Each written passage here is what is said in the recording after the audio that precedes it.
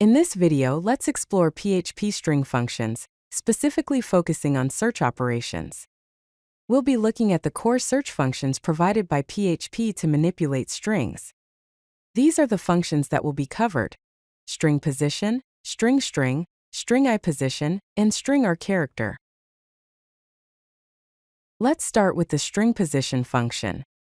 The string position function finds the position of the first occurrence of a substring within a string. Here is an example of how to use the string position function. First, a variable named text is initialized to the string hello world. Then, another variable named position is assigned the result of the string position function. The string position function is called with the text variable and the string world.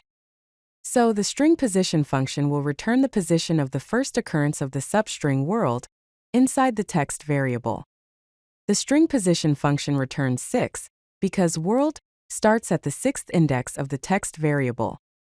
The index is 0-based, so the first character of the string is at index 0. If the substring is not found, the string position function returns false. The code then includes a check to confirm that the substring was found, using a condition that compares the position variable with the Boolean false. Next is the string function. The string function finds the first occurrence of a string and returns the substring from that point onward.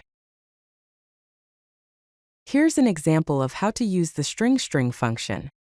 First, a variable named email is initialized to the string user at example.com. Then, a variable called domain is assigned the result of the string function, passing the email variable and the character at. The string function returns at example.com, since it returns the substring of the email variable starting at the first occurrence of the @ character. To get the part of the string before the @ character, you can pass true as the third argument to the function.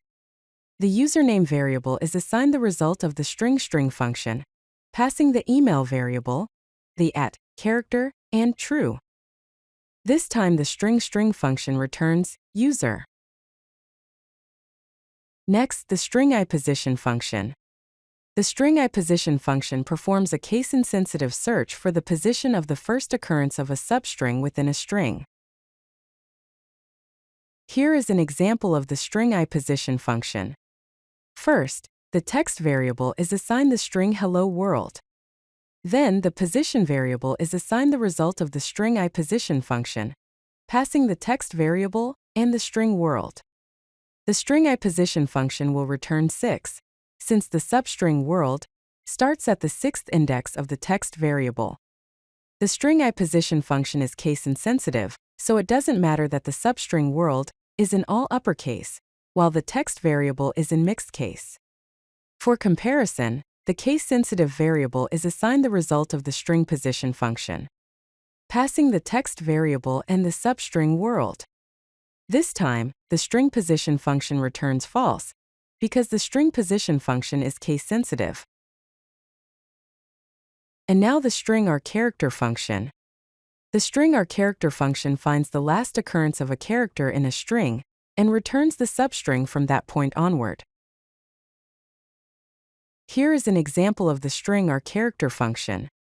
First, the path variable is initialized to the string /home/user/file.txt.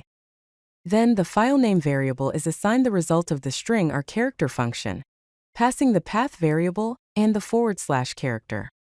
Since the strrchr function finds the last occurrence of the / character, the function returns /file.txt. To extract the file extension, the extension variable is assigned the result of the strrchr function, passing the path variable and the character.